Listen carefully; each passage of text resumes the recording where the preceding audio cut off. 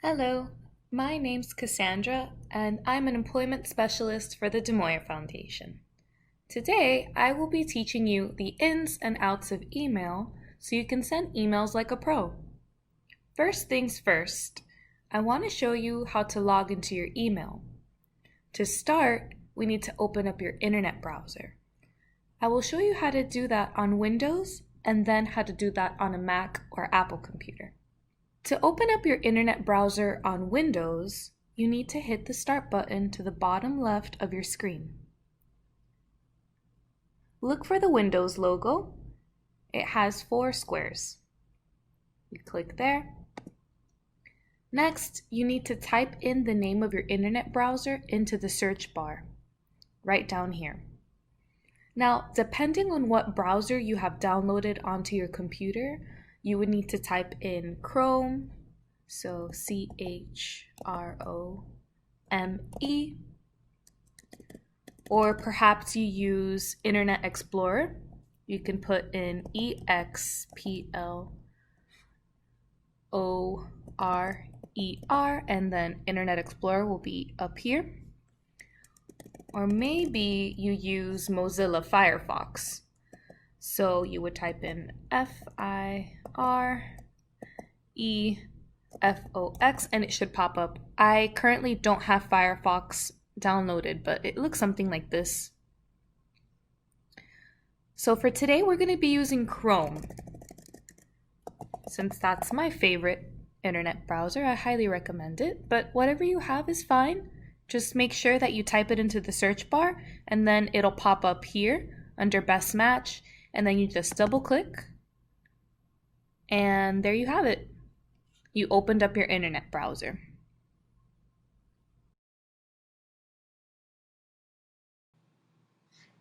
For those of you who use Mac or an Apple computer, you can open up your web browser by going to the top right of your screen and clicking on the magnifying glass. It looks like this.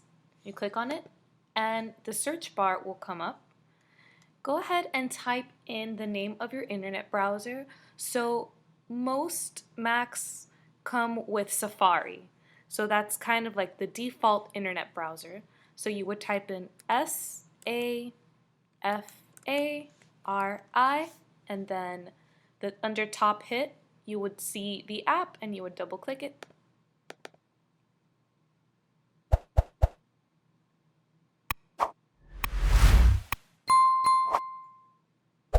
And right here you see my internet browser opened up. Now, kind of the same case for Windows users. You can go ahead and download a different browser.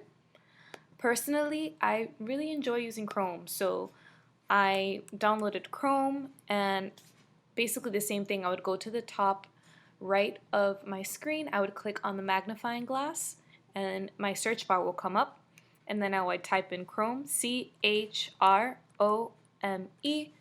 Under top hits, the app will show up and I would double click it and there you have it. Here is what we will be discussing today. We will cover an overview of the email inbox. I'll talk to you guys about email building blocks and the email toolbar. I'll show you guys an example of an email and we'll finish off with signatures. So let's get started, my friends. Today we're going to talk about the inbox, which is right here. It's also the default when you open up your email. Usually it'll open right up to your inbox. We're also going to talk about the sent box, which is right over here. So these are emails that you have sent to other people. Today we're also going to talk about starring. So you see these stars to the left here. We're going to talk about the refresh button and the search bar. So let's go back to our inbox. You'll click here where it says inbox. So in the inbox, you will find all the emails that have been sent to you. And like I said, it's the first thing you see when you log into your email.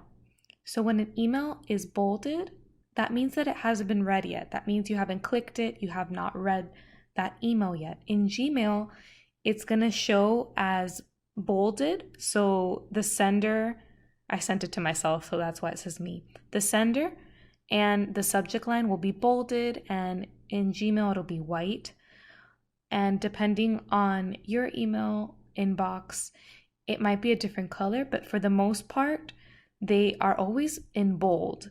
Now notice these below it, they're gray and the text is not bold. So these are all emails that I have already read. I went ahead and opened them and, I saw whatever it is that the person was trying to tell me. So my advice to you is to reply to emails as soon as possible. But let's say you're working on other stuff and you can't reply to your email right away. So that's when starring comes in. So depending on your email, you'll have the option to perhaps flag, or in Gmail, it's starring. So you see these little stars to the left. When I click on an email and I want to star it, for example, I would click it. Notice that the star went from white to yellow. I'll do one more so you can see. So that kind of marks the email and tells me, hey, this is important. I need to get back to this email. So Gmail is cool because on the left here, there is a folder for all of your starred emails. So basically all the emails that you have told yourself are really important, you will find them in your starred folder right here to the left. Now let's talk about the sent box. So we'll click here to the left, sent. So here you will see all the emails that you have sent to other people. Now this is a little bit different from your outbox. Gmail does not have an outbox, but I want to talk about it because a lot of emails do. So the outbox is different from the sent box because the outbox holds emails that are just sitting there, that were never received. They were not delivered successfully. And this could be for a plethora of reasons. Perhaps you had a poor internet connection, or maybe there was a typo when you put in the email of the recipient or the person that you were sending the email to. There are many reasons why an email may have not been sent, and it will sit in the outbox. So if your email does have an outbox, I think it would be a good idea to check on it every now and then to see and make sure that, an important email that you were supposed to send did in fact get sent. If it's in the outbox, it means it hasn't been sent. But if it is in the sent box, it was delivered successfully. It did go ahead and go through, and that other person should have received your email. So now I'm going to tell you guys a little bit about the refresh button. So depending on your email, it might be in a different location, but it's usually toward the top of your email inbox. And in Gmail, it looks like this little circle arrow. And when I hover my mouse over it, it tells me what the button does. So that's my refresh button. So kind of the same example that I gave earlier. Let's say you have to get up from your desk to go do something else. When you come back to your desk and you have a chance to look at your email again, I would suggest that you hit refresh so that it could reload your inbox and show you if any new emails came in. And that's very important because you want to stay on top of your emails. So maybe go ahead and refresh your inbox maybe once an hour, or anytime you get up from your desk for a long period of time and you come back to your computer, go ahead and refresh your inbox and take a peek at any new emails that you may have received while you were up and doing other stuff. The search bar, so up here, you see the little magnifying glass? Right over here is your search bar, and it's super helpful because let's say you need to look for an old email. So notice I'm still in my sent box, which means I'm still looking at the emails that I have sent to other people. But let's say I forgot what I said to my email to Lily. So I would go to the search bar and I would click there and I would start typing in the name of the person. So I want to see what I have sent to Mrs. De Moya. So I would type in her name, Lily, and I would hit enter.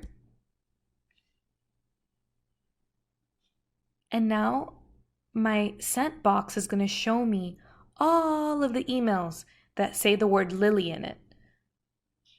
And the same exact thing can be done with your inbox. So let's go to our inbox and do the same thing. I'm going to click here to the left. So now I'm on the receiving end. Now I'm looking at all the emails that have been sent to me. So let's say I want to look at an old email that Jill sent me in my inbox. So I would go up here. I would click on my search bar. I would put in Jill's name, Jill. I would hit enter. And now all the emails that I've received from Jill will pop up. I communicate with Jill quite a lot, as you can see. So the search bar is really helpful. And guys, you don't necessarily have to put a person's name. Let's say you're looking for, a PDF. You can put PDF and that will come up. Notice all of these have PDF attachments. And it could be a word too. So let's say like a time off request. Oh, I don't remember when I put in that time off request. So you would go to your search bar, you would put in time off, and then any email that has the words time off in it are gonna pop up. So the search bar is a very important tool. Now, last but not least, let's talk about actually writing an email. So that's kind of the bread and butter of this course, right? Actually writing an email. So for Gmail, it's this button here to the top left that says compose with the little rainbow plus sign. You would click there. And then this pop-up will show up. I'm going to go ahead and make it a little bigger so that you guys can see it better. Depending on your email, it might not say compose. It might, say write an email. But a lot of them do say compose. And the button might be different, but go ahead and get familiar with your inbox. If it's not Gmail, figure out where the compose button is, where your refresh button is, and the search bar. So you can go ahead and pause this video and go get familiar with your inbox. Give starring and flagging a try. See what that looks like and get comfortable with some of the things that we spoke about today. I hope you found this email lesson helpful. Hit that like button and subscribe if you did. Be sure to check out the Moya Foundation YouTube channel for more helpful videos. That's all for now. Wishing you a lovely day or night. Bye!